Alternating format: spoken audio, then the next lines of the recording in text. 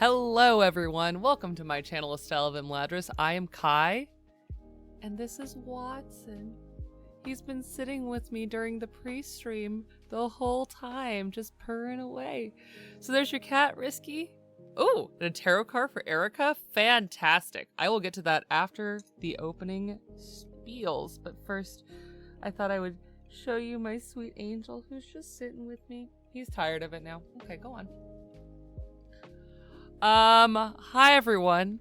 Welcome to another episode of Seems Right, my show about costuming and storytelling. But before we get into it, let's talk about it. It is an extremely dark time, but I believe through collective action we can speak loudly to instigate change.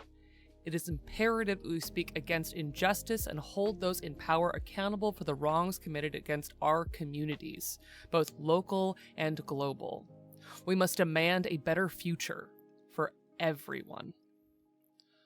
Protest, donate, and organize when you are able.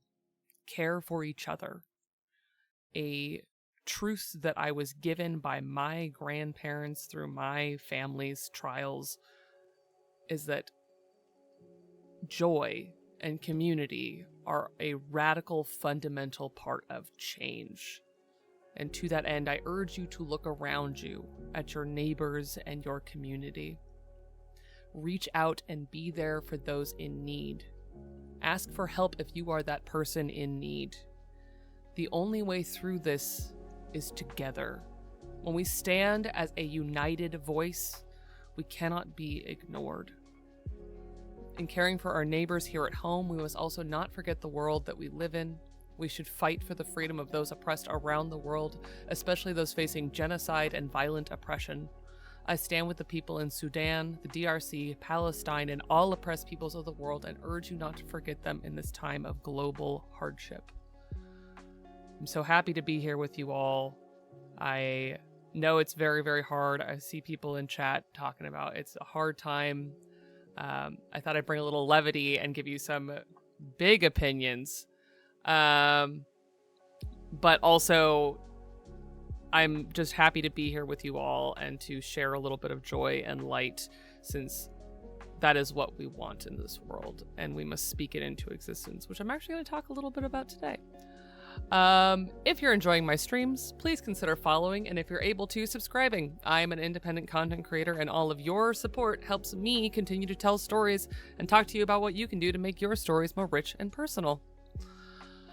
My work is available on Twitch through the VOD until it falls off of Twitch because I have no power over that. And you can also go check out all of my work over on YouTube. I upload everything about a week and a half after it airs.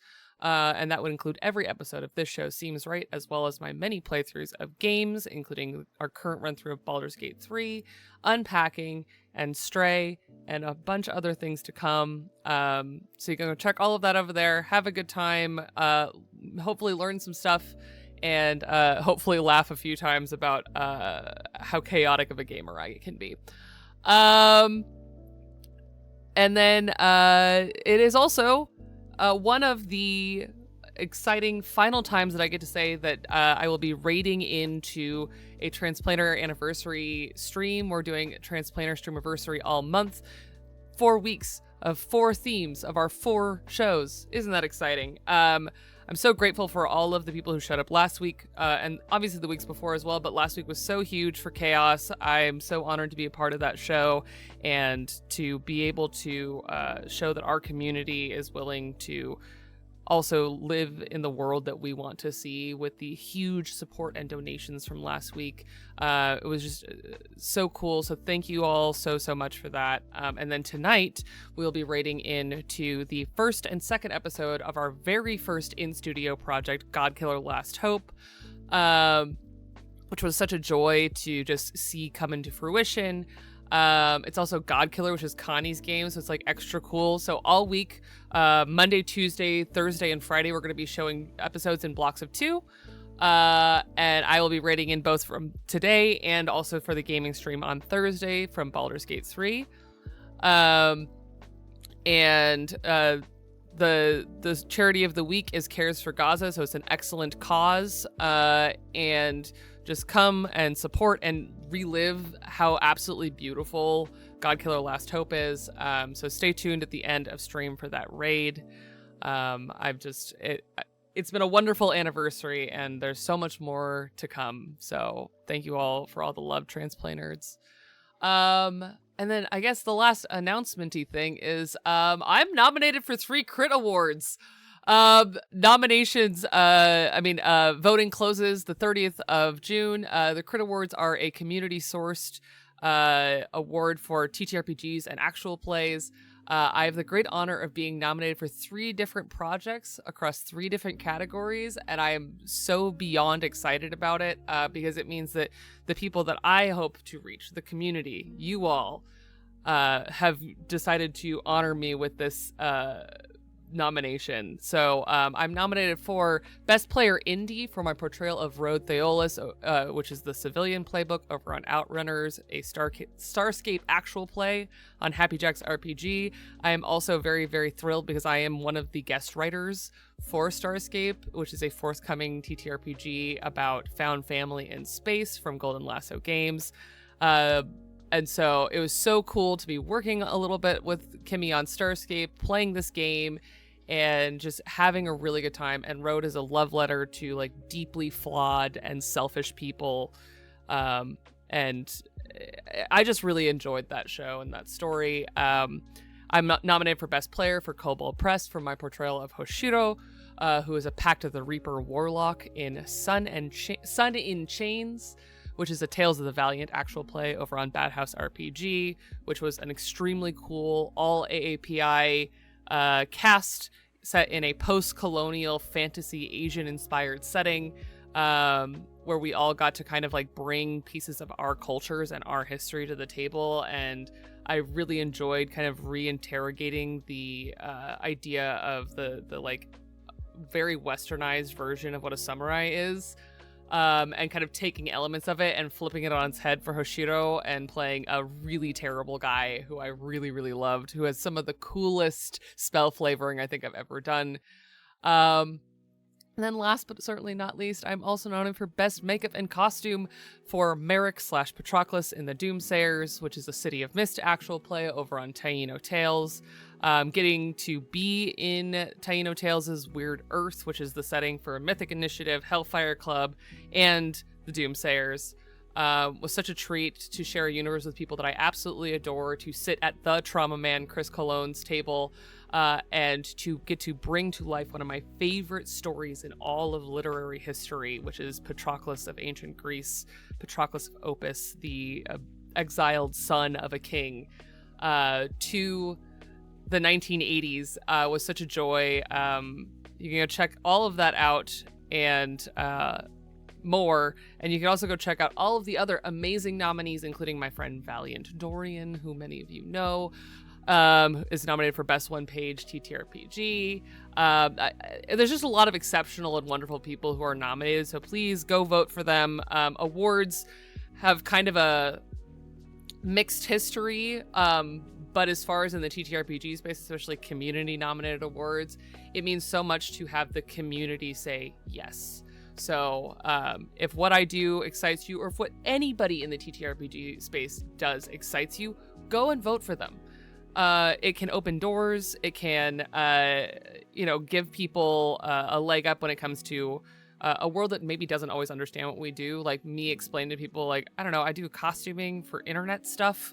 Being able to say I'm an award-winning costuming person for internet stuff is actually very different. So go and vote for the people who excite you in the space. There's only a week and change left, so go check that out. And of course, here in my chat, you can also type in Crit Awards. And it will give you all the information on the shows that I am nominated for. You can go check those out, which would be honestly sensational in and of itself. You can go check out all the other nominees and vote through the information there. Okay, now we got some business to get to. So, I owe you all. I owe Erica a tarot card pull, and I owe Puck some dice. I've shown you all a cat. I can't promise there won't be another cat, but also there's always cat pictures. But first of all, let's get that tarot card pull done. Erica deserves a treat. They've been working so hard. If you guys haven't gone and checked out Erica's amazing thread over on the Transplaner Discord about making a cosplay of Zynon or any of their other cosplay work that they've done, you should definitely go check that out. I am deeply enamored with their work. And they go and they buy amazing fabric from thrift stores and stuff like that, like the batik that they saw yesterday that they shared on the Transplaner Discord that made me scream, because batik is such a beautiful dyeing process. Okay, so we're going to pull from my Wild Unknown Tarot, which I love so very much. I'm going to try and drag the microphone over as far as I can. And not throw things on the floor. I'm so coordinated, everybody. Here's the surface. Here's some dice over here as a little teaser that I'm going to show you. Just going to mix these up.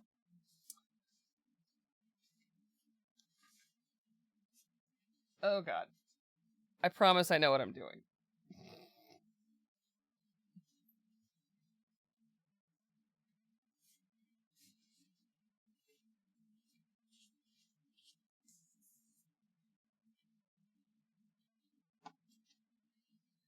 Okay, Erica. This one's for you, friend. We have the Father of Cups, a swan. Cups is always such a wonderful suit in general. It is a feelings and abundance. As a consummate water sign, I have a deep affinity for cups. The diplomatic and open-minded. The Father of Cups has a truly unique and dynamic personality. He's the most feminine of all the fathers within the tarot and usually a patron of the arts. He's a dignified man who supports his family and community. The only thing holding this man back are his deeply rooted insecurities. They are vast and affect his personality in many unpredictable ways. So this is a card saying, like, you are wonderful in what you do and who you are. Ooh, and Azra also gets a card pull. Oh no, my music went away. That's so sad.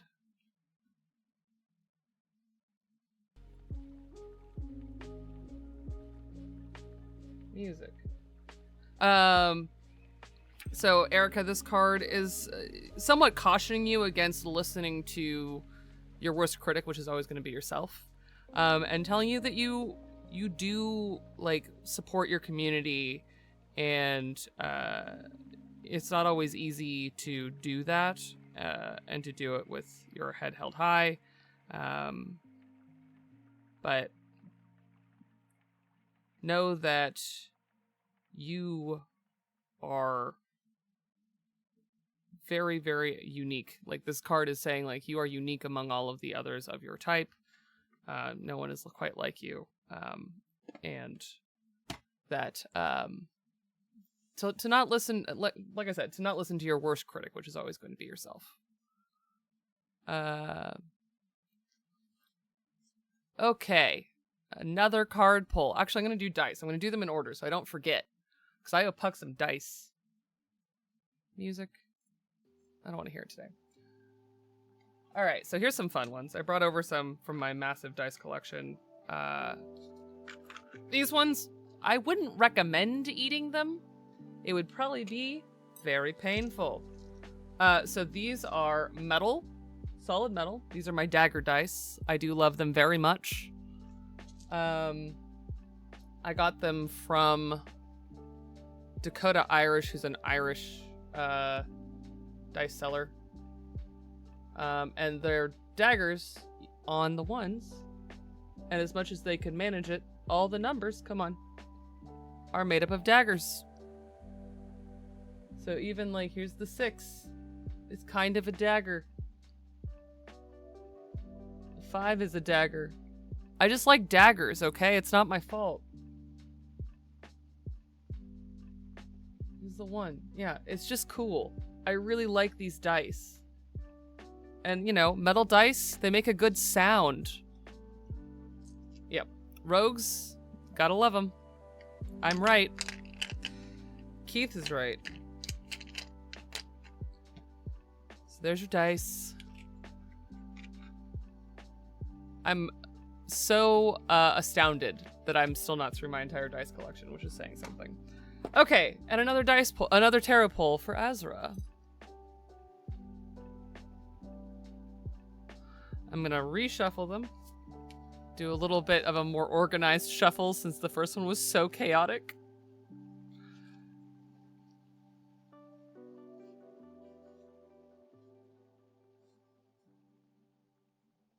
Metal dice are not the best snack. They're so pointy. Okay.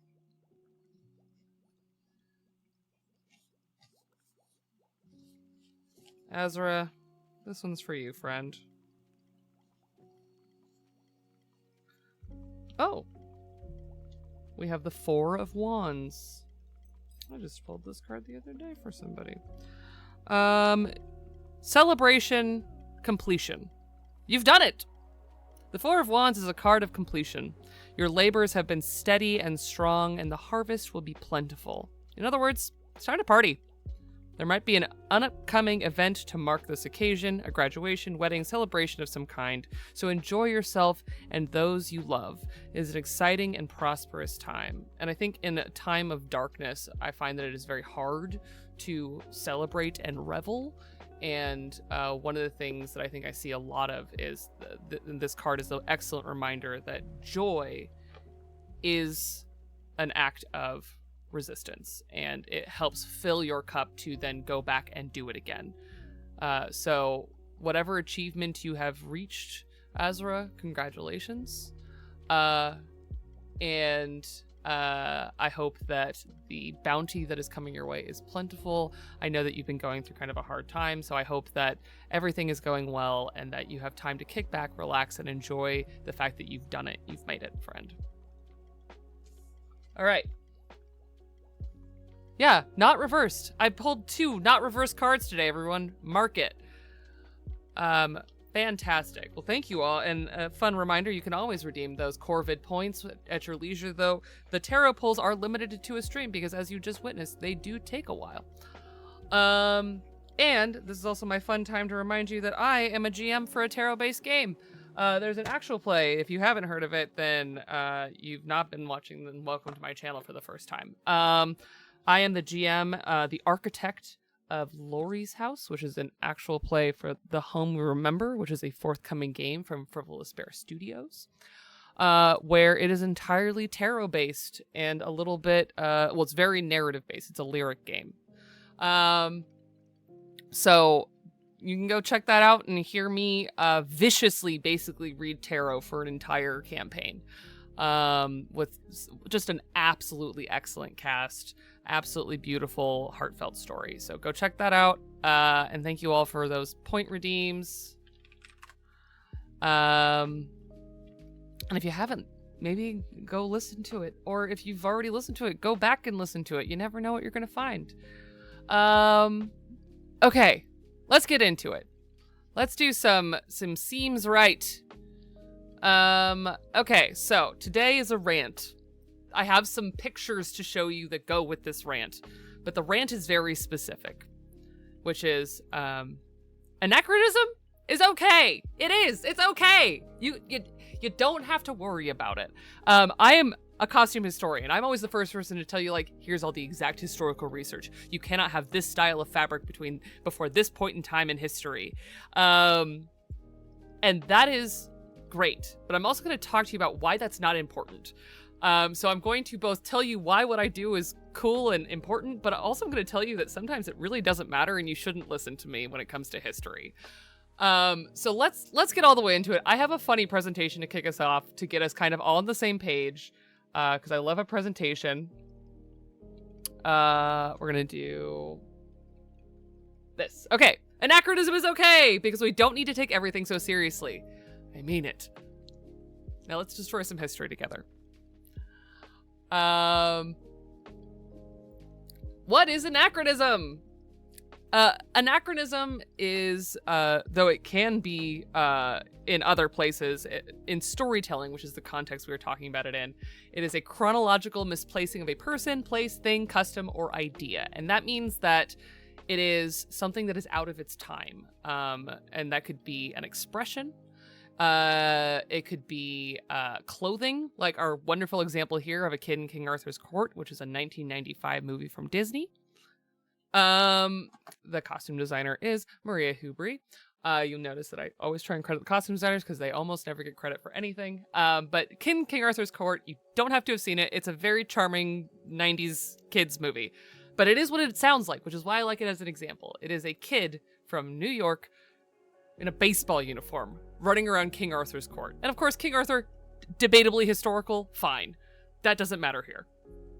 Look at this kid in a baseball uniform sitting next to a king in a giant medieval robe, okay? It is joy and silliness, and the whole story is about him getting home, but he falls in love. There's a young Daniel Craig in this movie. It's a wild time. But it's the idea that, a Volkswagen Beetle at Waterloo, Hachesheput's Birkenstocks, an Italian Crusader on Spirit Air. Anything backwards or forwards, things out of time. And very often it comes up as people talking about it as a frame of criticism, or it is the only device. So like Kid and King Arthur's, of course, anachronism is the device of their storytelling. They use time travel to explain it, but it's kind of not the point of the story. The point of the story is him getting kind of a reframing of his perspective, and the people there getting a reframing of their perspective, all of the Chaos Protocol and a bunch of other things that we love. And so the thing to kind of think about is there's the narrative anachronism, but then there's also just, I should have written this one down too. So there's diegetic and non-diegetic. Diegesis is what is within the frame, is the story, is the like sounds of the crickets in a swamp that the story is set in. If you watched the Juneteenth special on Saturday, it's like the sound of all of the like people kind of like moving through the campsite. It is when you hear VFX added to podcasts of like leaves crunching while people walk, that kind of stuff, which I love. That's diegesis. That is what's happening within the narrative. Non-diegetic is all the other things that affect a story. And so that's going to be like the costume designer and her budget.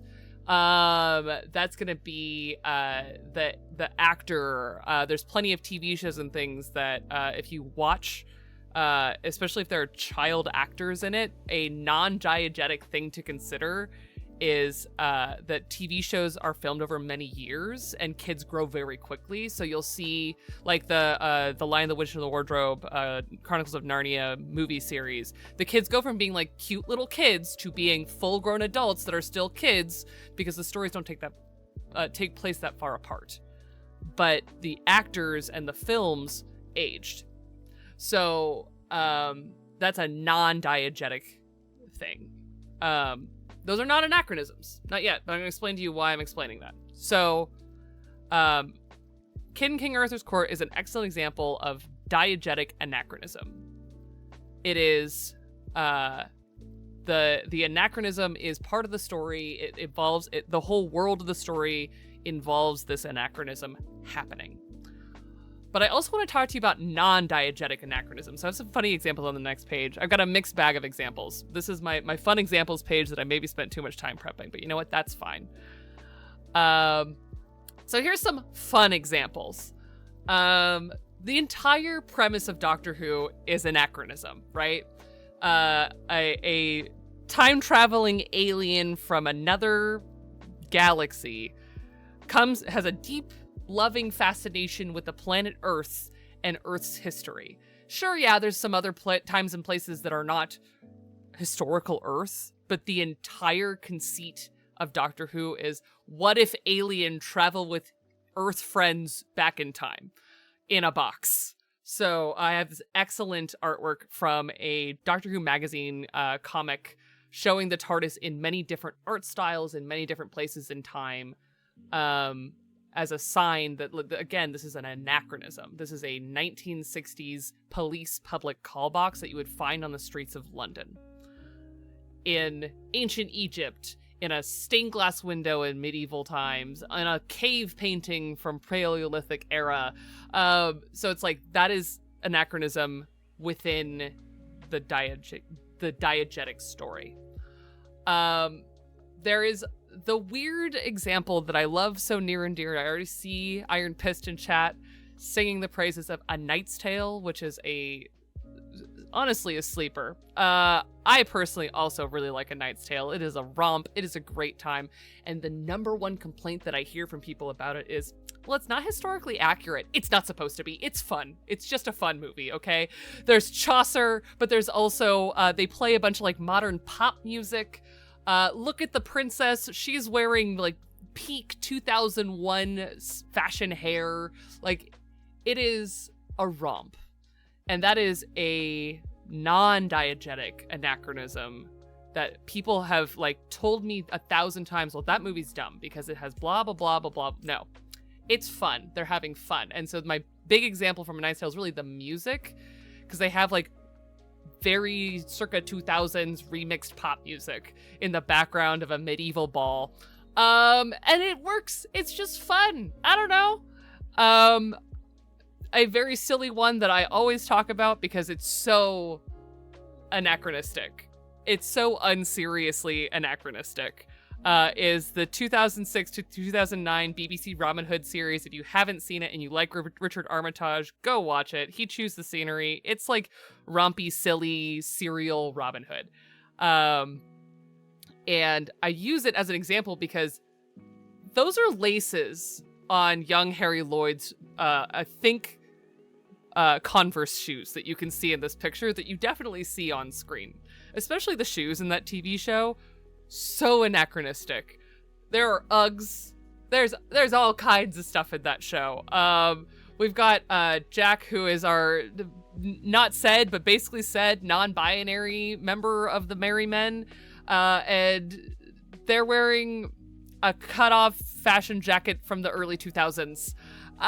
Listen, it just works. I don't make the rules. It is a deeply unserious take on medieval fashion, and that's okay.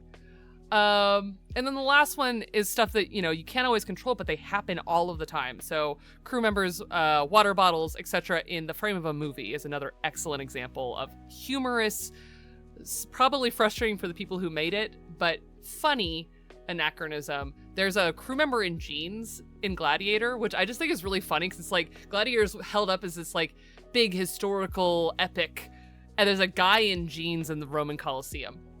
I don't know, after one of the most iconic moments of the movie too. When he says, "Are you not entertained?" they cut to the crowd and you can see there's a guy in a white t-shirt and blue jeans just standing there. And then my beloved example down here that I thought I was hallucinating the first time I saw it, but when Frodo and Sam are leaving the Shire and Sam stops in the middle of the field in the Fellowship of the Ring and says, "If I take one more step, this will be the furthest from home I've ever been," they turn to walk, and in the background, because there's some things that I guess they just didn't control, they are whole people on sets of films that this is their job to prevent from happening. But there's a car in the background of that shot that you obviously don't hear because they control audio for film very tightly, but it's kicking up dust on a New Zealand back road where they're filming this scene. And I just think that's very funny. And so this is, I hope this explains what I mean when I say anachronism. And I say this with no criticism on this media at all. Things happen, or choices have to be made. I'm going to talk to you about why anachronisms happen, what you should be aware of with anachronism, both as a creator and a consumer of media, and why we shouldn't care. Maybe sometimes we should care, but why we really shouldn't care. Okay? Come with me on a journey. Welcome to Why Seems Right exists, because I could talk about this forever, and I have 1,000 subjects just like this. Okay, so that's my presentation on anachronism. Thank you for coming to my TED Talk. But we have a whole episode left to go, so don't you worry. There's so much more. The first thing I want to talk about is the difference between why anachronism happens.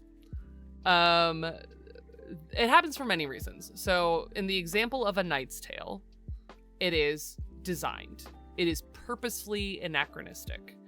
They wanted a pop hit of a rompy fantasy movie that they kind of had stopped making as much of when the movie came out.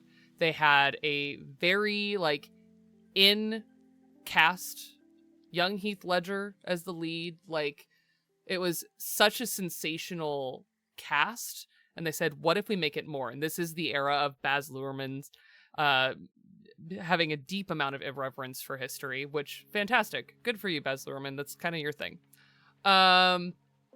And so they said, well, what if we spice it up and include things that maybe aren't historically accurate, but for the time that the movie was being made, very in fashion.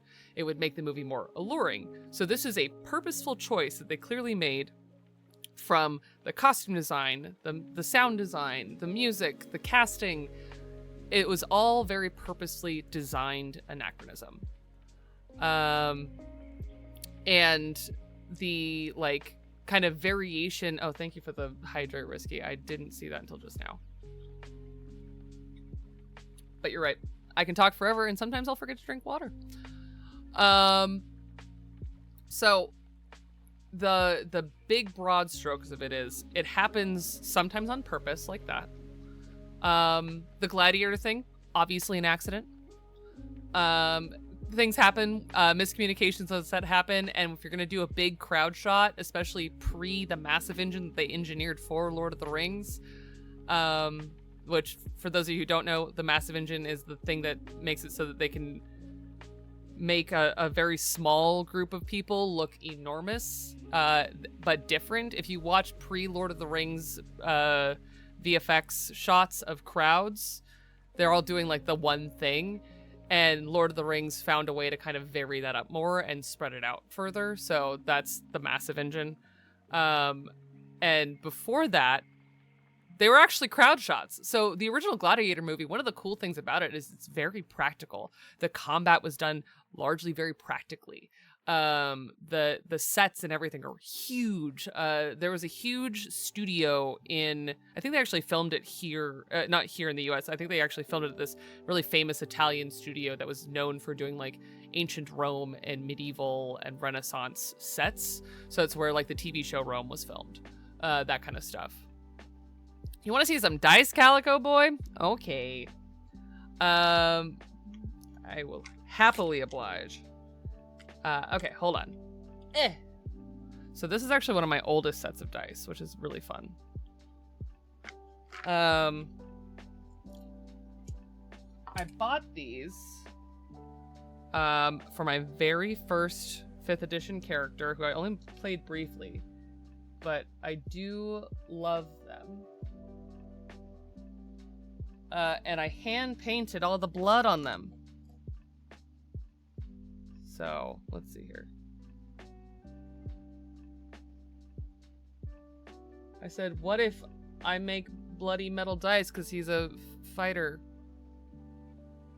So yeah, I hand painted these. It was a good time.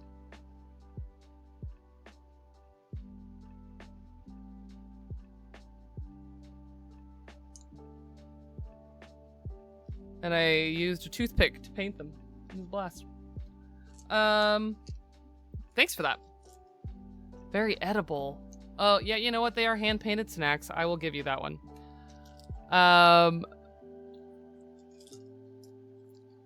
Yes. Or the film secret. A lot of blood that you see in film is chocolate syrup.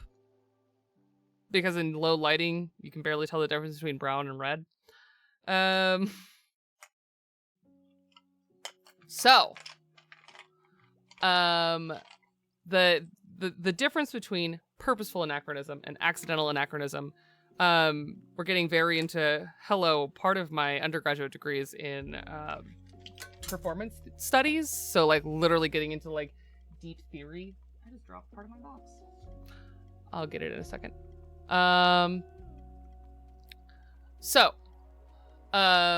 The like deep theory part of it, and the reason why I want to get this deep in, is to explain to you why it's important to choose when you are being anachronistic, because you can accidentally paint outside of some lines that you maybe shouldn't, but also people who watch media who say like, well, I don't like that because it's not accurate. First of all, most of them don't know what they're talking about. Second of all, who cares? Who is it hurting that A Knight's Tale is very deeply historically inaccurate and unserious? No one. And so the purposeful choice of design, going in and deciding like, well, how much when this episode of Doctor Who set in the Victorian era happens, how much are we going to put the main characters in Victorian clothes? The Doctor almost never changes, so he's not really an example, but sometimes they put the companions in like period clothing, and sometimes they don't. And what does that mean? Like Rose Tyler running around late Victorian Scotland in cutoffs is a delight. That's Wolf and Claw is a silly thing where they run into the Queen of England and there's werewolves involved. Don't worry about it. So okay, thanks, Mom. Bridgerton is the slightly more serious version of, there was a TV show 1,000 years ago on the CW, RIP, called Reign, which was meant to be a political Tudor drama, but they clearly gave them like no money. And so this is again a non-diegetic reason why the costumes were not good. They just also weren't good. So there's that. Oh my god. Get help, Iron Fist. So Reign, their costumes, especially early CW, not famous for giving their departments big costume budgets. And so they worked with what they had. And I'm going to talk to you a little bit why we should give more grace to working with what you have. Like Reign, I have some other problems with. Love you so much, Iron Fist. Is a deeply unserious show. But their costumes were like clearly bought and modified. No beef there. And meant to pass as Regency, Tudor. I don't remember. See, this is the problem. They were so out of their time period, I couldn't tell you when they're supposed to be. Whereas Bridgerton, at least you're watching that and you're like, Regency. Got it. And then outside of that, they can kind of do whatever they want. And they actually stay close-ish to period. The funny thing about Bridgerton is that they take liberties largely around like technology. And then there's the big obvious one that is kind of the heart of a lot of what this is ranting down to, is the thing about Bridgerton that is deeply anachronistic, the number of people of color in it. So when people get so obsessed about history and stuff being historically accurate, one of the best things to keep in mind is what is more important, or what world do we want to see? Because one of the things to think about is in historical like fiction, novels, actual history, who's not in the room? It's all the people of color. It's all those beautiful people of color that are the leads in Bridgerton. The fat main characters, the disabled people, all of the queer people, like those are the people who are not represented and considered anachronistic when put into stories not about their struggles.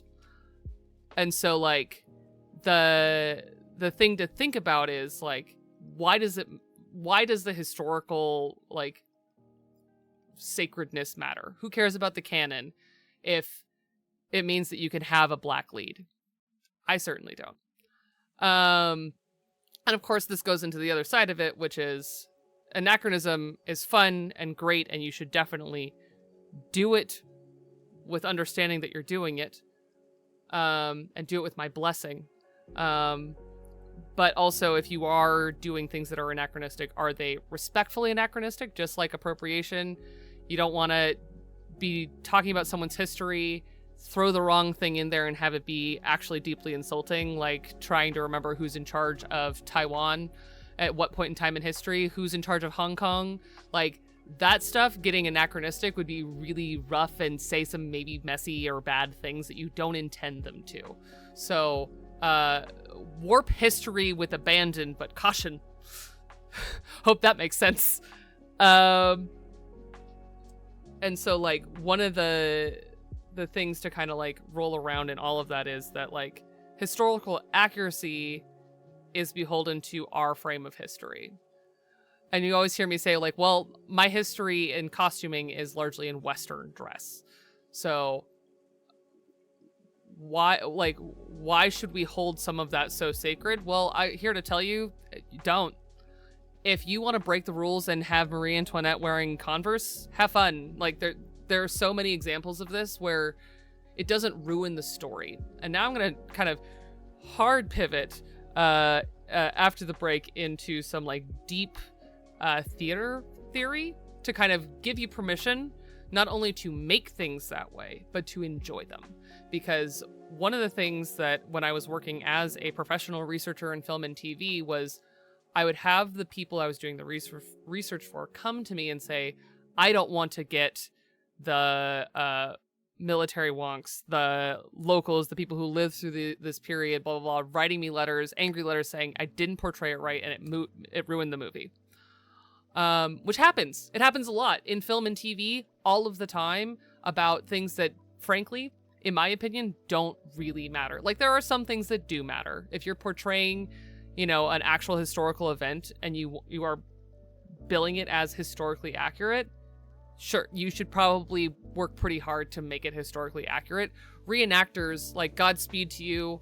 Reenactors, this is like what they do is make something that is historically accurate and very often in the style, at least, of how it would have been made as part of the practice of reenactment. This is not me crapping on reenactment. This is for storytelling. It is not important to fuss over every historical detail, because at the end of the day, the thing you should remember if you are telling a story is that you're telling a story. It's not real. If it is real, there's a documentary. That's called a that's what that's for. All other versions of that are fictionalized. And so, keeping in mind that you should be allowed to tell your audience, hey, this is fiction. And as an audience member, you should receive, hey, I'm watching a piece of fiction. And so, walking in the door, you cross the threshold into what I consider one of the most important things I ever learned in my undergraduate studies in performance theory, which is the theory and works of epic theater by Bertolt Brecht, who was one of the most aggressive modernist theater theorists, who just said, hey, you're watching a thing. I want you to remember that. So I'm going to dive deep into my Brechtian nonsense at the end of when we come back from break. And I just kind of wanted to round out the first half by talking about the production limitations and how I keep on saying budgets, which is a huge part of film and TV. Especially nowadays, it's all people talk about are the budgets. The little moving circle. I hope it's not a big problem. The budget is kind of also the thing that's going to allow people to make new costumes, or like my mom was saying in chat earlier, rent from certain collections. So going back to Robin Hood, the BBC Robin Hood, they made that show on a shoestring. And part of the way they can afford to do that is the BBC has a huge costume collection. So a lot of BBC shows just pull from the collections, where a lot of Doctor Who stuff comes from too. There's a whole bunch of blogs literally about costumes being reused between shows and projects and things like that, which is really funny. I love that stuff personally, because I'm all for reusing costumes, because if you're going to go through all the effort of making it, it's better to use it than throw it away, right? So costume houses and costume collections, depending on how much you're renting. So I used to work for a costume house, right? I used to work for the largest costume house in LA. They probably own some of the pieces that I've shown you. And the whole thing about it is, when you go and rent, you rent in bulk, or you rent the main people's stuff, or only the background stuff. So like I'm sure a lot of the background stuff in Gladiator was rented. Because then you want to save all of your money for your leads. And if you're doing a historical piece or a fantasy piece or a sci-fi piece, it's probably being made custom for that movie. Which is why you get cool things like exhibits of costumes that are costumes from a movie or whatever. It's because those costumes were made for that movie. They were made for that, singular purpose. They might get reused again, but very often it's stuff that's too iconic to be reused again. And so, like, you don't see Arwen's wedding dress in costume collections being rented out and used for other projects because it's so iconic that, like, people would spot it and go, like, that's Arwen's wedding dress, though. Which is another form of anachronism. Because costumes can time travel, too. But the whole point of that being that, like, some projects don't have enough money to make everything. They just don't. Especially, like, pre-current times where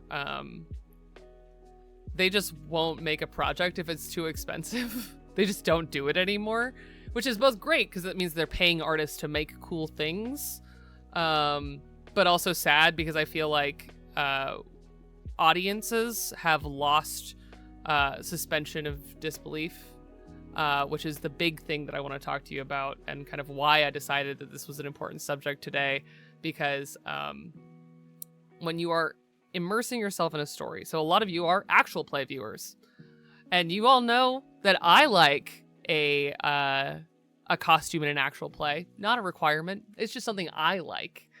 But I'm never going to pretend like I'm going to act in the costume with the full makeup exclusively as my character, because part of the thing about actual play is that I am also at the table. Me, Kai, the storyteller, piloting my character through a story. And so I have to have buy-in that what I am doing is not going to be entirely accurate. What I do is accurate. I am the creator of the story, but like it's not going to be historically accurate or whatever. So if I'm in like a like historical piece or whatever, at the end of the day, it's a work of fiction.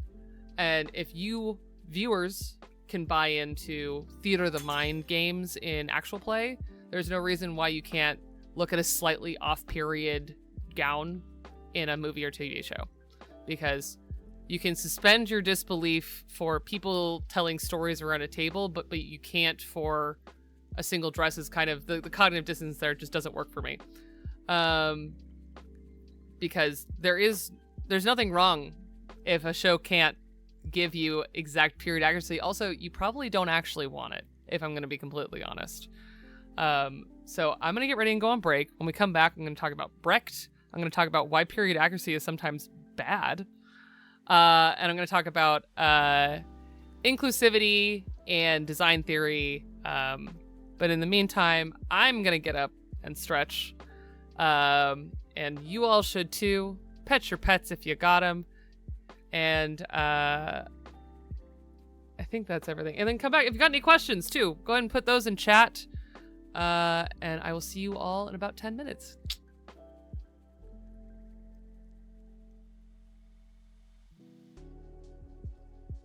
Hello, everyone. Welcome back from break. Thank you for those wonderful channel point redeems during break as well. I'm getting set up to do those right now, actually. So, first of all, we have a Show Us Your Dice. And I thought, since it's Patrick, I will show you some Fallout dice from the Fallout show that we did together on Vault Companions. Because I still have Mart's dice in here, in my to-be-put-away dice pile.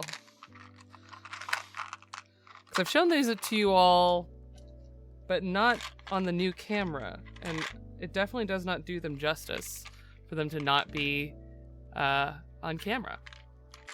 Okay, so I have these in black and white, but these are the white ones because that's what I use for Mart. Okay. I ran and grabbed them. That's the wrong thing. Down camera. Thank you, down camera. So these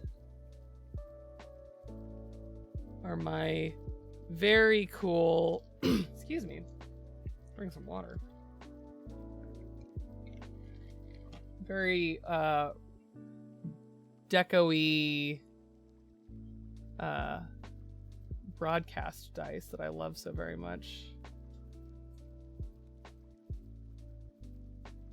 These are from Dice Envy, which, as you can probably tell at this point, I like Dice Envy. I've bought a lot of dice from them over the years.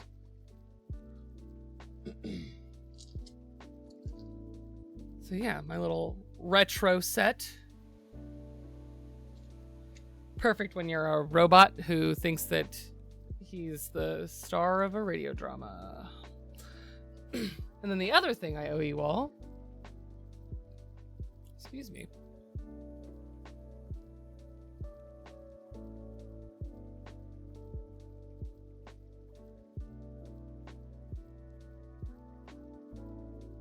sorry, I don't know what's wrong with me, but now I'm coughing. Picture of cat. I will show you a picture of my sweet, empty-headed angel. All dressed up for the holidays. One of the last times I ever dressed him up, because I promised him when he turned 13 that I'd stop dressing him up, because he didn't love it. But this is Watson, all dressed up as a reindeer for Christmas. He did not love this, but he sure likes treats, which you can tell because there's a fine dusting of them all over his face.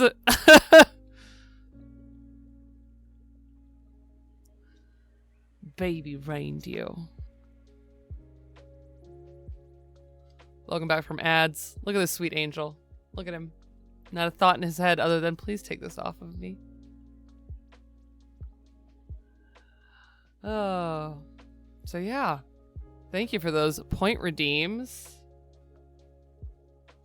And as a reminder, at the end of stream, we're going to be raiding into Transplaner for their anniversary stream for More Last Hope. But in the meantime, welcome back to me ranting about Anachronism. And how it's okay.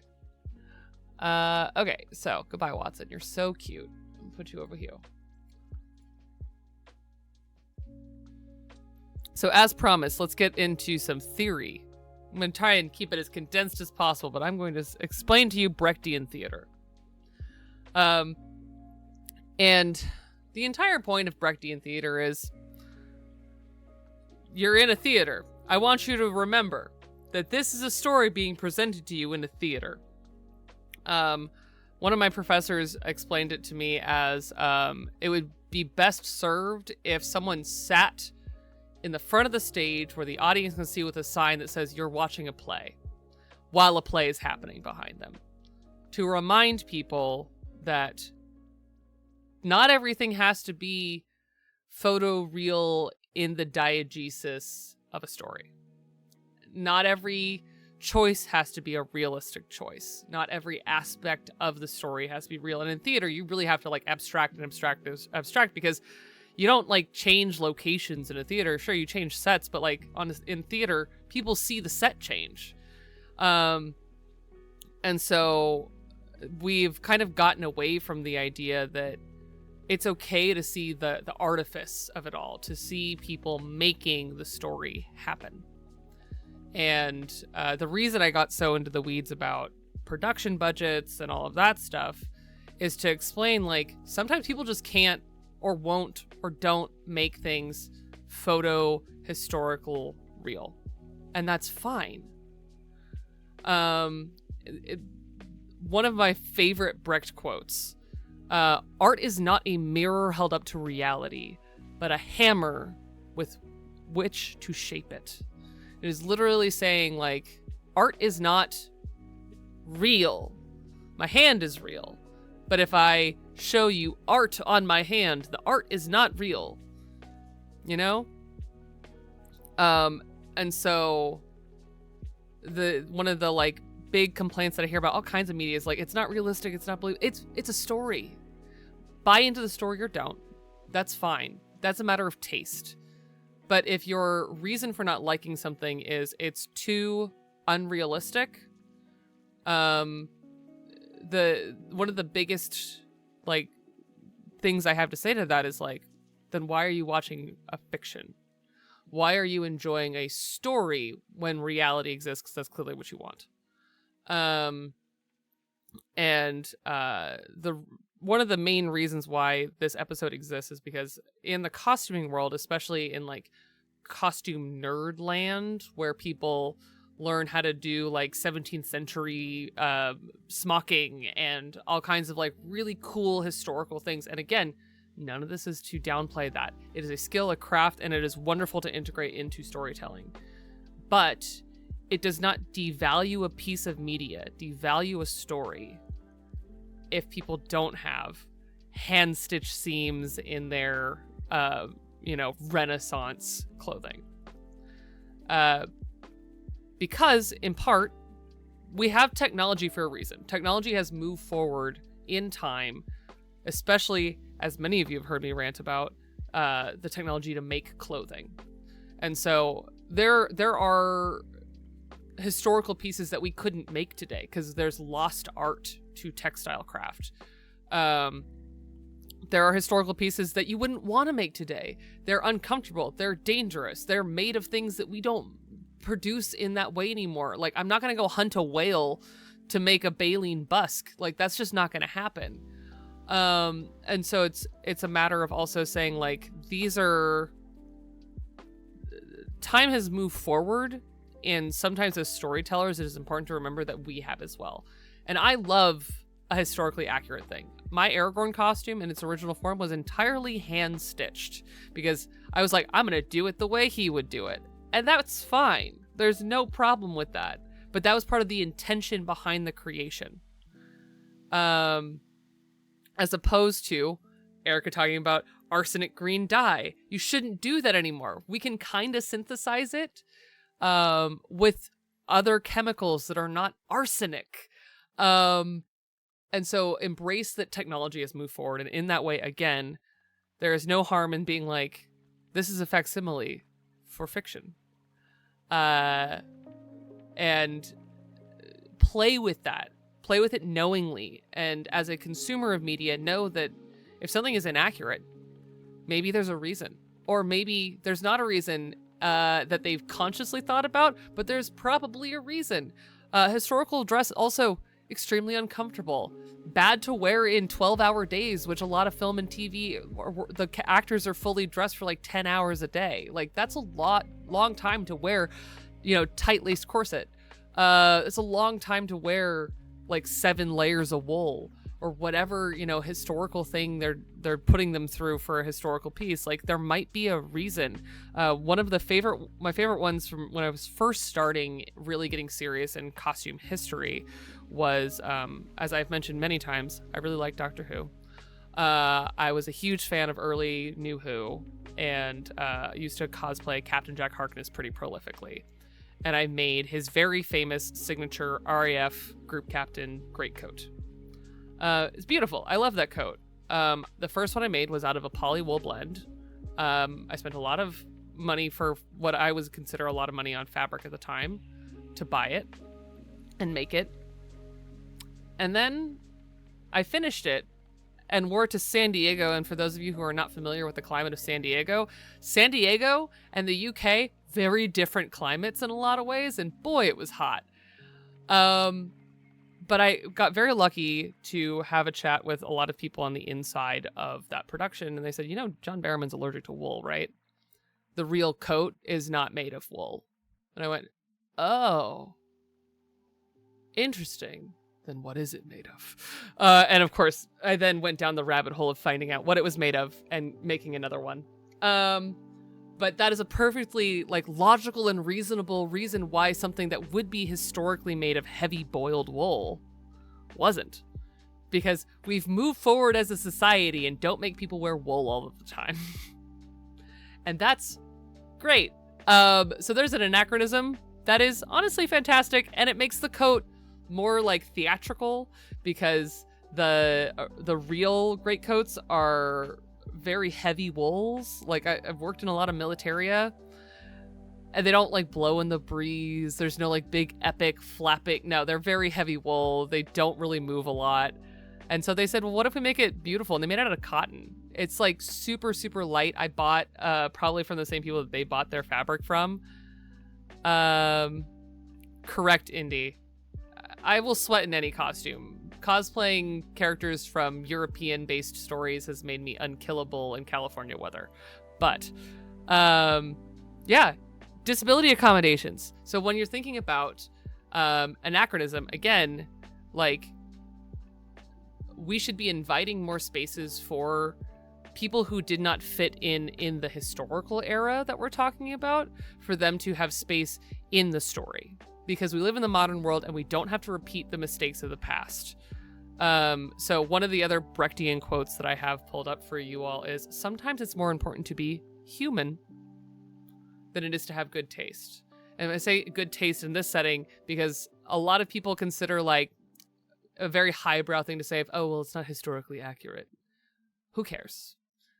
I would rather have people who are on the margins in historical things that there maybe aren't historical reference for what they would wear or how they would be involved in a particular thing. I'd rather have them be involved than hold up historical accuracy as a marker of good. And so, like, having space and understanding that, you know, people need mobility aids. People need different accommodations in their garments. The number of people that I've worked with that need accommodations in their footwear, for their knee braces, for back brace, you name it. Like, we should make space for that within our storytelling because it's a fiction. You don't have to, again, it's not a mirror held up to reality. It is a hammer with which to shape it. So you can reimagine your world and your history without the limitations of racism, sexism, transphobia, ableism, you name the reason why historically people were kept out of these spaces. Now, reframe the idea that historical accuracy versus anachronism, that historical accuracy is a marker of good and anachronism is a marker of bad. Well, anachronism is also the thing that allows marginalized people into the spaces of storytelling, because we weren't allowed in those places before. So one of my favorite things is always to question, like, well, what is anachronistic? So, like, there's a whole bunch of people who get all up in arms about, like, the history of Shakespearean theater. Guess what? Shakespeare had men in dresses. Like, that's just a proven factual thing. There were all male casts of actors putting on early Shakespearean works. So to say that any form of gender questioning casting is historically inaccurate is wrong. It's just wrong. It's factually incorrect. And one of the, like, the things that I see a lot of that I really want to push back on, and why we're doing this today, is that I love history. Obviously, you've been on my channel, you've heard me rant about how much I love history. And I love challenging the idea that there are accepted canons of history. As we all know, history is written by the victors, but it's not necessarily true anymore. And we live in an age of information where there is knowledge being unearthed every day. And we don't have to have a Victorian drama about a non-binary trans-masked person looking at you. What the hell is the name of that show? Oh, there was a show about it. Anyways, it doesn't have to be about his escapades trying to hide his gender. We can just have a trans-masked character in a story and say, yes, and move forward. Because, like, that is the way that they, like, apologize for, we know we're doing something anachronistic, but we're gonna make it part of the story. You don't have to do that. You don't have to apologize for marginalized people being in your story. You can just tell a story. Thank you, Gentleman Jack. Thank you, Erica. I've heard it's a great show. No knock on it, but I know that a huge part of the story is, like, they're running around and, like, kind of toe dipping into talking about trans issues and kind of toe dipping into the drama of the fact that they're trans. Mess. It's fine. And you know, media can be messy, and that's fine. And if that's the story you would like to tell, Godspeed to you. But not every story needs to be that. Not every story needs to be, well, we do have this trans woman, Carol, the movie, terrible. And we want to tell this story about how she's a trans woman in, what was that, like the 20s? And how it's not anachronistic because there were actually trans women. Proceeds to portray it very badly and make the entire movie about how she's a trans woman. Whereas we all know in the trans community and in other marginalized communities, we've always been here. Marginalized people have always been here. Disabilities always existed. People of color have always existed. We've always had our own stories to tell that are not exclusively related to our marginalization. And so I encourage you to think of anachronism as liberation from systemic oppression for marginalized people, truly in your heart and soul. And like, reenactment groups actually have really taken this to heart. And I know people who are in the reenactment space, and a lot of good reenactment groups don't care if you're marginalized in a way that the thing that reenacting would not involve. They say, okay, because that is actual inclusive storytelling. That is the point, is not just, well, is it photo perfect and could you mistake it for a photo from that era? Who cares? Honestly, if that's a story you want to tell, Godspeed to you. But like, know that diverse and modern inclusion can be liberating and more fun. Going back to why A Knight's Tale is actually an excellent movie. Because A Knight's Tale said, we want to tell a story for now, using this setting and these characters and this kind of story, because it is like a very prototypical at its heart, like medieval knight story, but framed around the whimsy of telling it with the like very early 2000s storytelling that they used.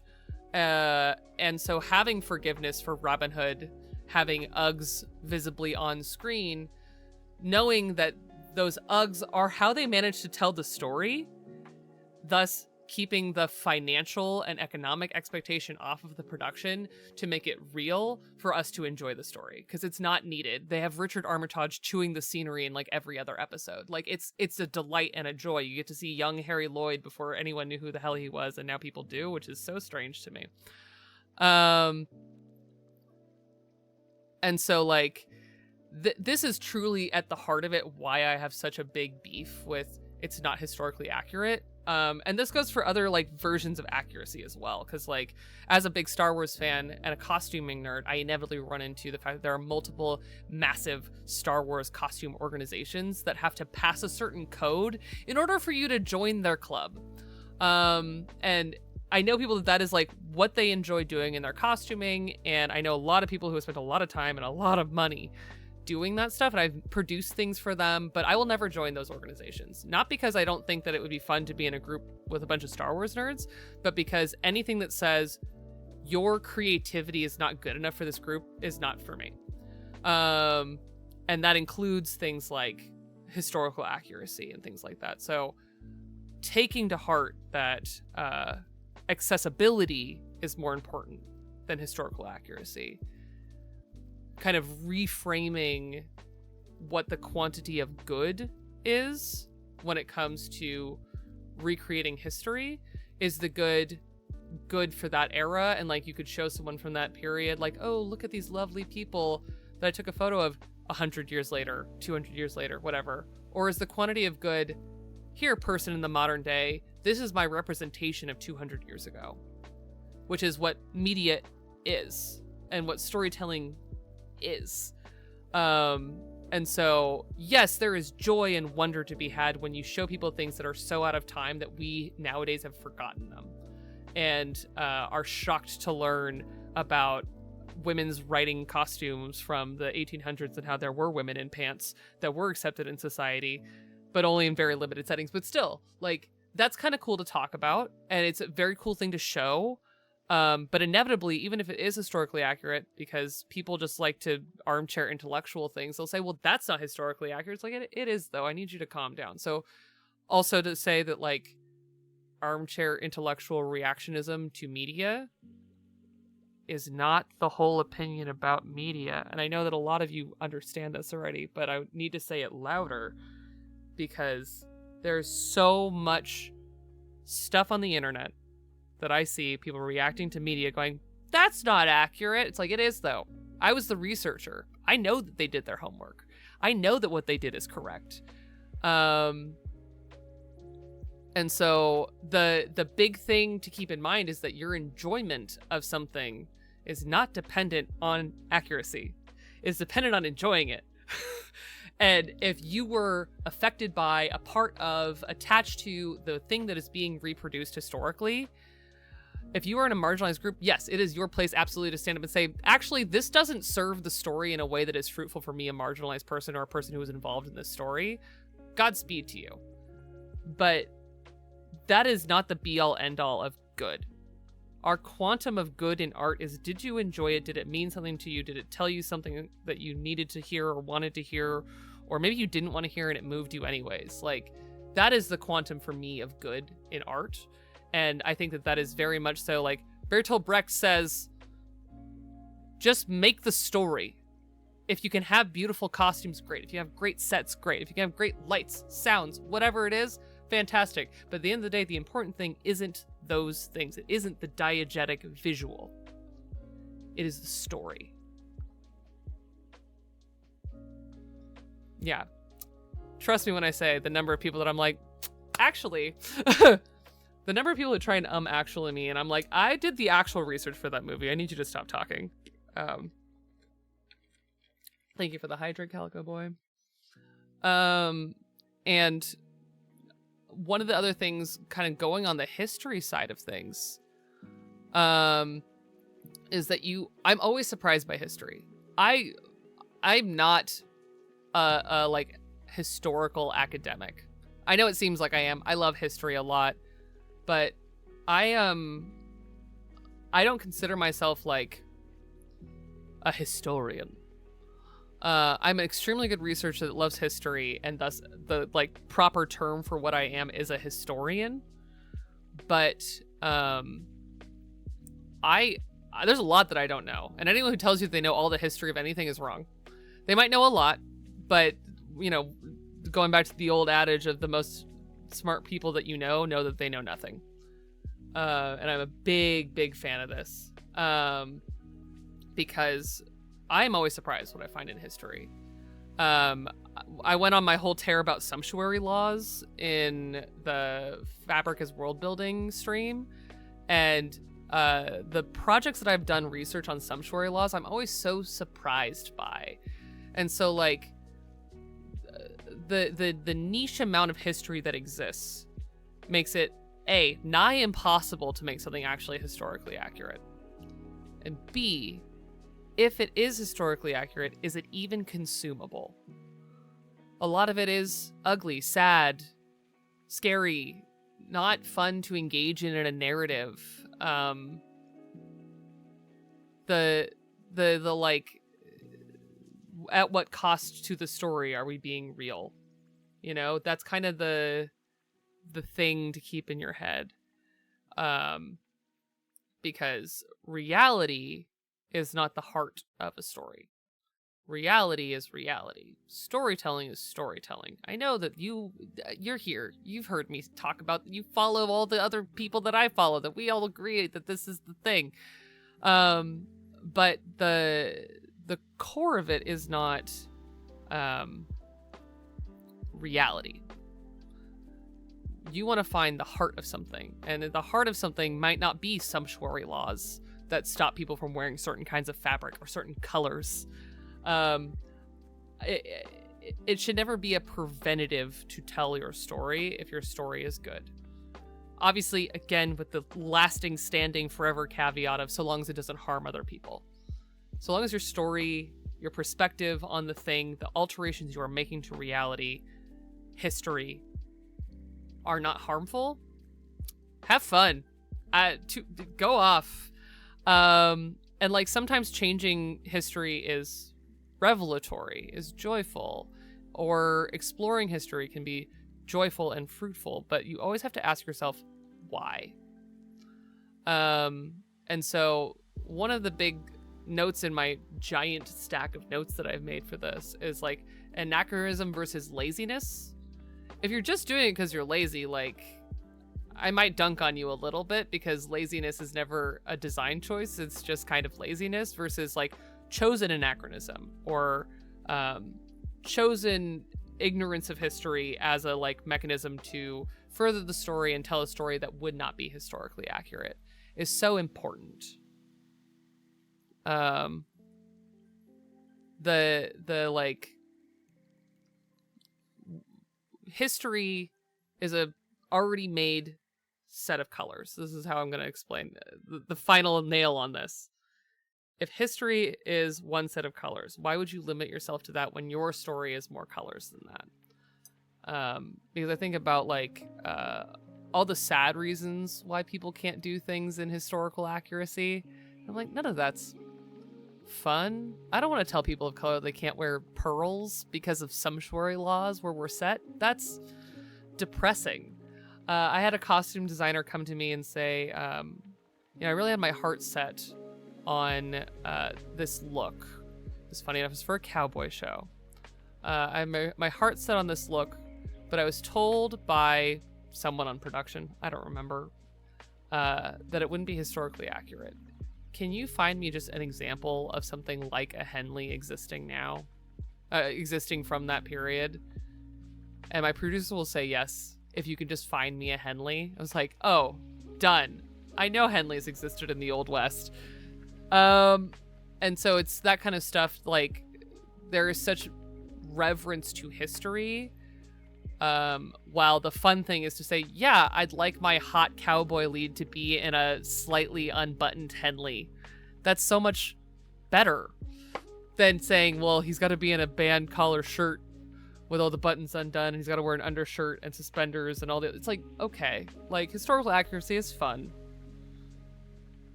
but why are you taking this so seriously? Especially because it was a silly show. But like the bigger picture of it is, history will always surprise you.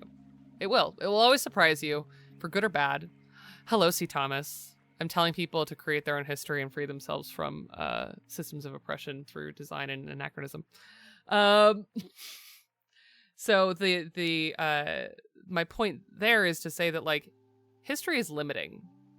And sometimes when you go researching, you'll only limit yourself further. And so with good intention, like, maybe disregard history and say, it doesn't matter. It doesn't matter. Or my actor can't wear that thing. They can't do that thing. That's fine. It doesn't matter. Yeah. Anachronism's cool. It's fun. And it allows you to do things like put things together that don't belong, like A Kid in King Arthur's Court. One of my absolute favorite silly rom-coms of all time, Kate and Leopold. Makes no sense. It's a completely ridiculous movie. It's Hugh Jackman as a butter salesman from Out of Time. It doesn't make any sense. But it's cute and charming because the thing isn't that he's a lord from... I don't even remember. It's been so long since I've watched it, but he's literally a guy who got lost at a time and falls in love with a woman in New York in the like early 2000s.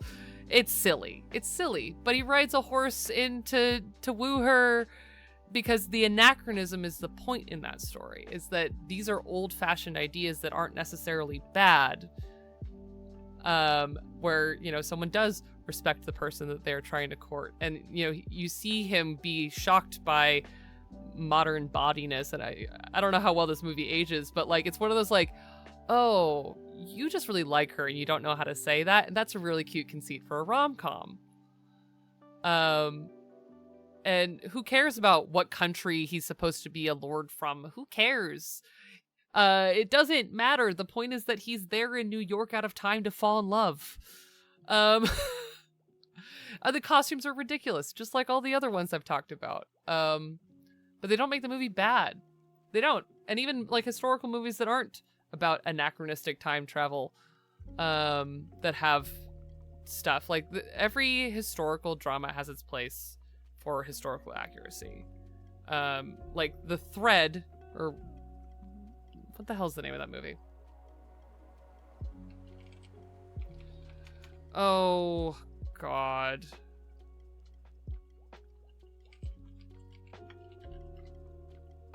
I feel like I'm Phantom Thread. There it is. Phantom Thread.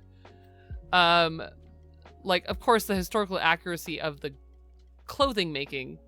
Phantom Thread, movie about making clothing in the 1950s. Dressmaker known for making really iconic dresses. It came out while I was in grad school. It's all anyone talked about for like 6 months. And like the historical accuracy is the point in that movie. And the like honing in on, is this the way things were sewn back then, was part of the point and the exercise of the art in making that movie, to the point where Daniel Day-Lewis went and learned 1950s women's dressmaking tailoring to film him doing that on screen. And that is a respect for the craft and for the history of the story that they are telling. Did he have to do that? No, but it sells the story further.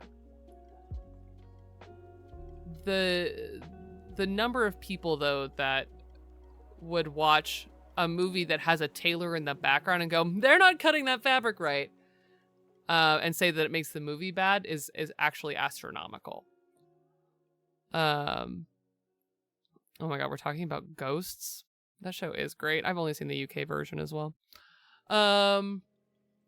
So the places where history is important is when you're telling a historical story with the understanding that you're still telling a story and you can still kind of squeeze in whatever you need to tell the story you need to tell.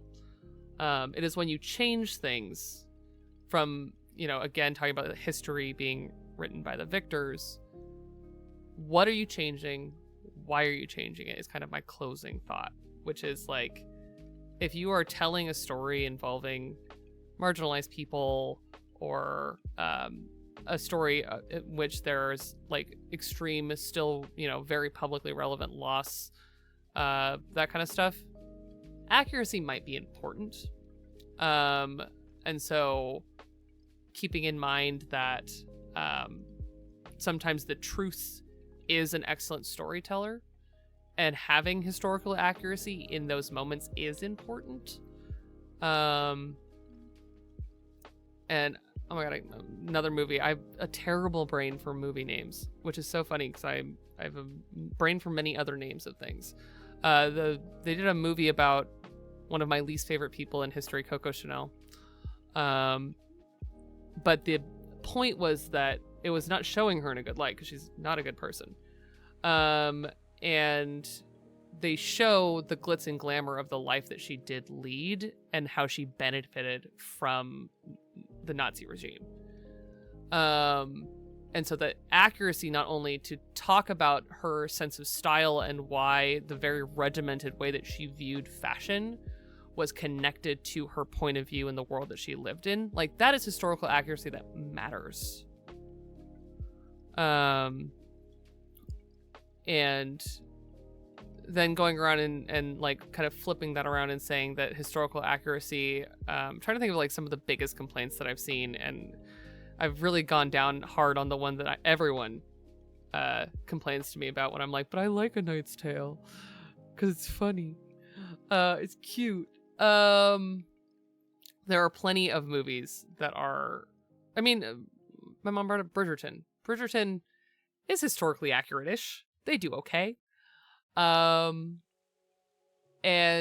it's fun, and that's the point. And they're taking a modern perspective on Regency clothing and saying like, well, what we think is fashionable, as well as what, like, with a Regency kind of lens over it, making it very anachronistic, using technology that they did not have back then, and like putting embellishment and things like that on these garments that as a modern audience, we don't understand that like lace in the Regency era was extremely expensive.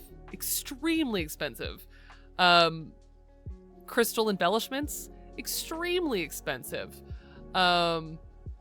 And so as a modern viewer, like, we don't see it the way that someone from the Regency era would see it, as being like, this is what like royalty wears, not just like well-off lords and ladies or like the aristocracy would wear. No, this is like wealth TM amounts of embellishment on something that we as consumers don't see from the same point of view. Because going back to my whole thing about sumptuary laws and all that, like, over time, what wealth looks like changes.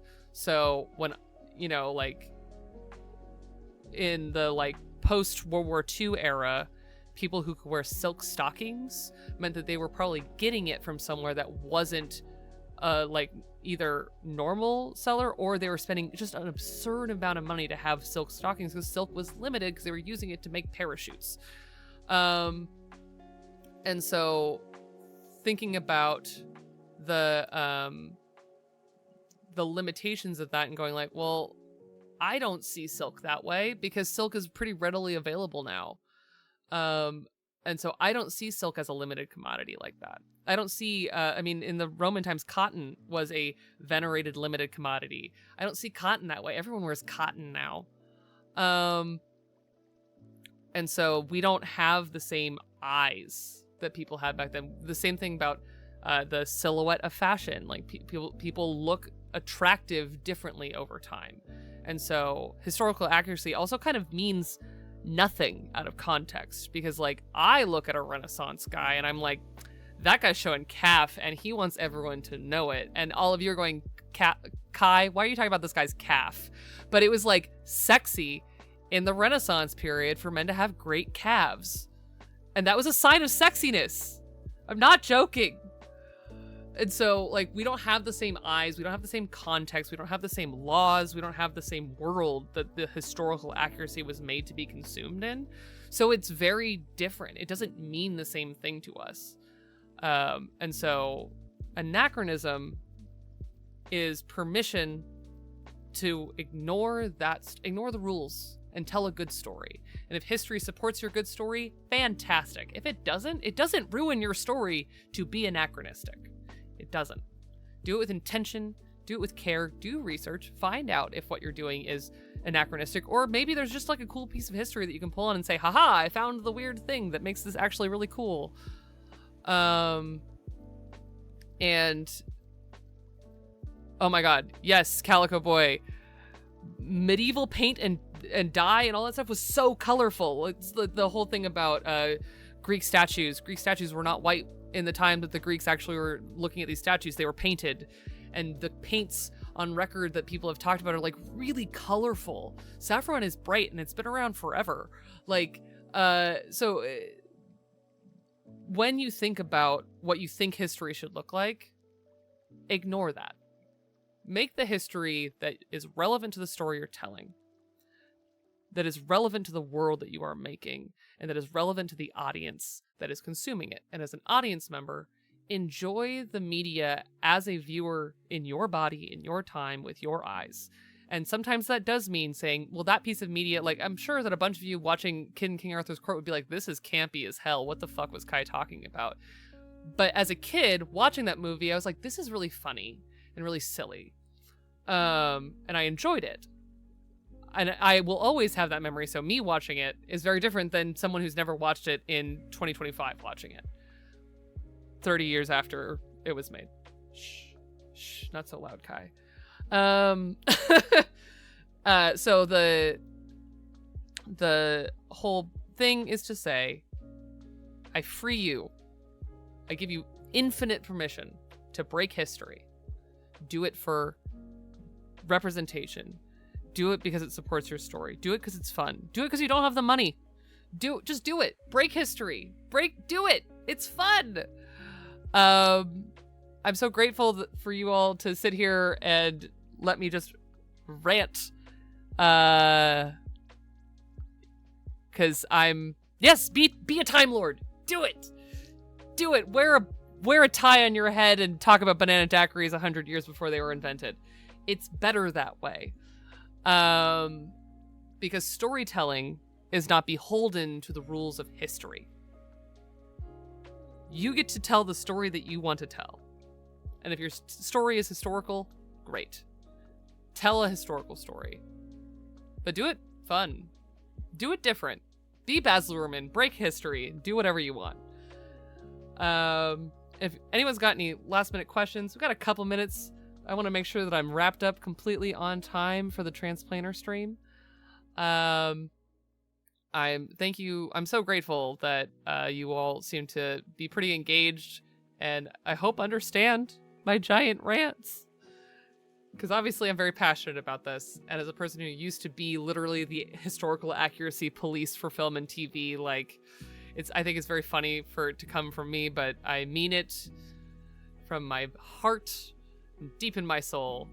Thank you for the hydrate, Calico Boy. My mouth is so dry. Ugh. Yeah, that's it. Anachronism. It's a good time. I'm trying to think of other funny, like, anachronism things. I really like that guy in Gladiator. I think I have a picture of it somewhere.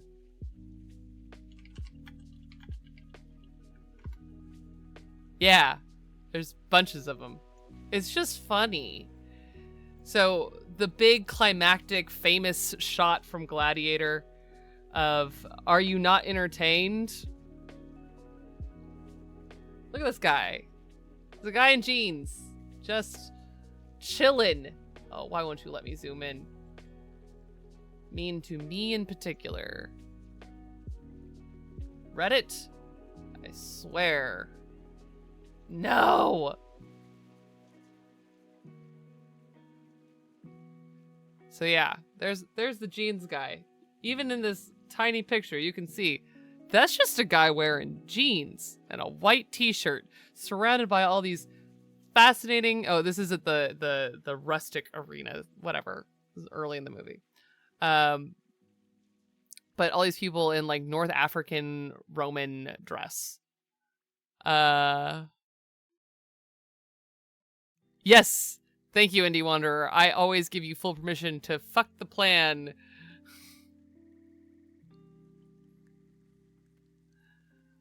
Yeah. This poor...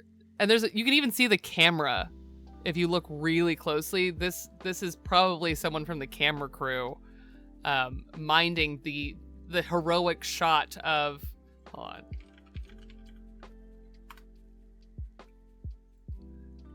This shot very well could be from the camera that you can see in that shot. Because it's just practical. That's just filmmaking, baby. And that just happens. And the funny thing is that, like, of course they couldn't, like, film this 1,000 times. They're filming in the bright daytime with their, like, number one on the call sheet standing in the middle of a bright, hot, open arena in leather armor. They only have so much light before the shadows change. And so, yeah, of course they have multiple cameras. And yeah, maybe a guy got caught standing in the frame in jeans and a t-shirt. So it's okay. It doesn't make the movie better or worse. Yeah. So there's that. Thanks, y'all. Thanks for coming with me on this very ranty journey about Anachronism good. But know that I will probably never be the one telling you, well, that's not historically accurate, and it makes your thing not good. Because both of those thoughts, I might tell you the idea or whatever it is not historically accurate. It's not a value judgment. I love things that aren't historically accurate, if that's not abundantly apparent. I also do love things that are historically accurate. It's a mixed bag. Cool. All right. Let's get to some outros. I'll happily remind you of all of the things going on. Thank you all for hanging out, getting knowledge poured into your brains.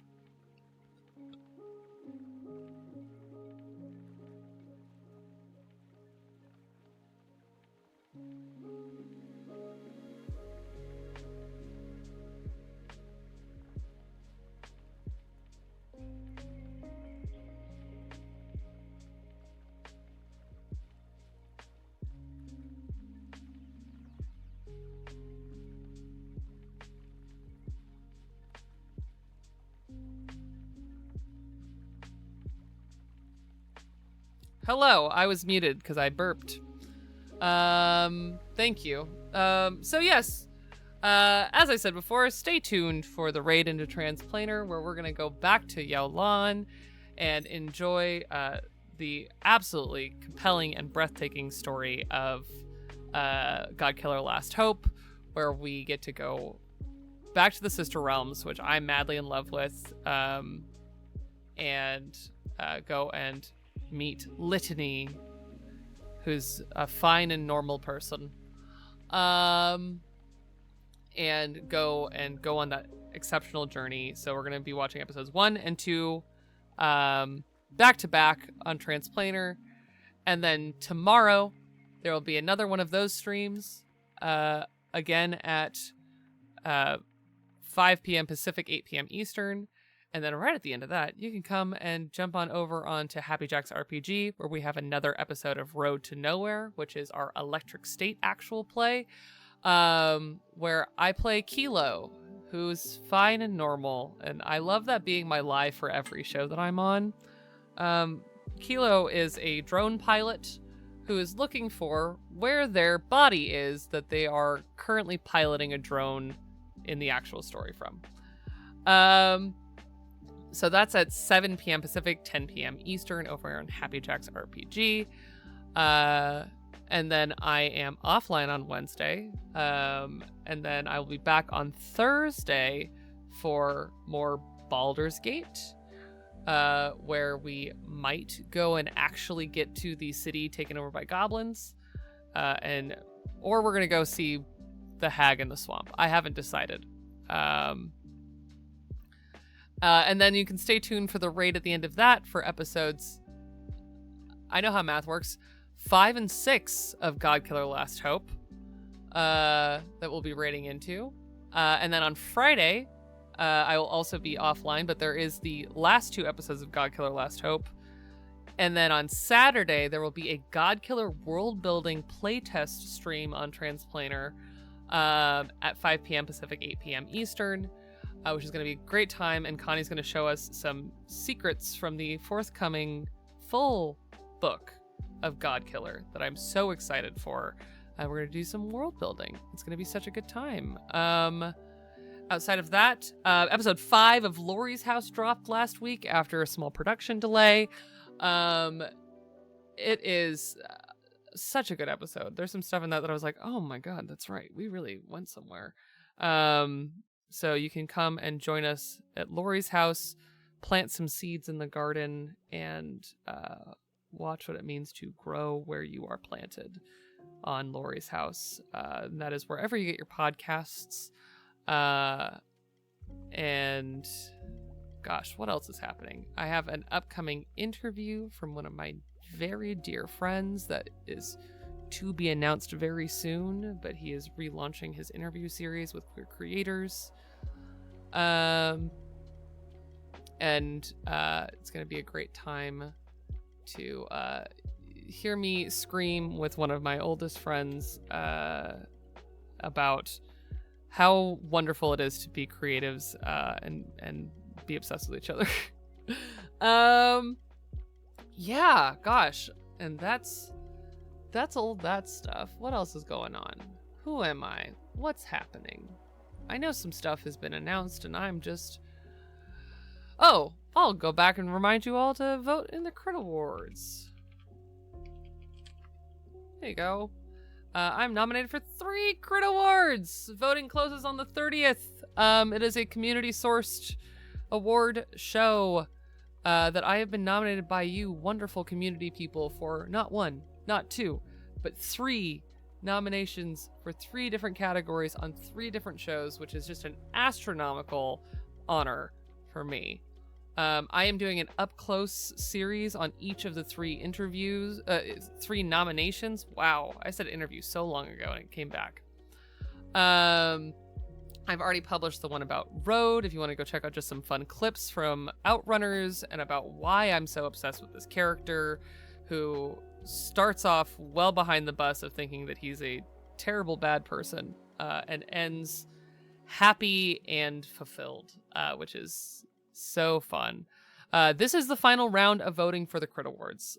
So whoever wins in these final categories will be the winners for the Crit Awards for 2025. And I'll give you my usual spiel, which is that awards are great, but they don't serve everybody. And there are people who weren't nominated that I think should have been nominated. There are people who were nominated that turned down nominations. So awards are complicated, and I think you should always vote for the people, unless they say they're going to turn it down like Transplanter did. You should always vote for the people who I think not only make you feel something and create art that interests and excites you, but also people who you think could use uplifting.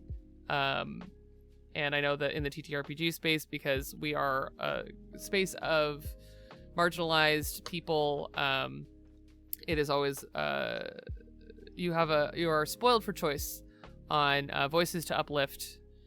Yeah. And then my last one, I'm gonna get microscopically political for I have under 3 minutes.